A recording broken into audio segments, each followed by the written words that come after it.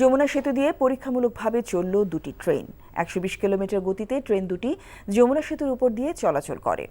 সকাল ৯টার দিকে পরীক্ষামূলক ট্রেন দুটি সফলভাবে সেতু অতিক্রম করে। যমুনা রেল সেতু প্রকল্পের কর্মকর্তারা জানায়, প্রথমে সকাল ৯টা ২০ মিনিটে ঘণ্টায় ২০ কিলোমিটার গতিতে দুটি ট্রেন সেতুর পূর্ব পাড় থেকে পশ্চিম পাড়ে এবং পশ্চিম পাড় থেকে পূর্ব পাড় থেকে ছেড়ে যায়। এরপর সকাল ১০টা ২০ মিনিটের দিকে দ্বিতীয়বার ঘণ্টায় ৬০ কিলোমিটার গতিতে ট্রেন দুটি সেতু অতিক্রম করে।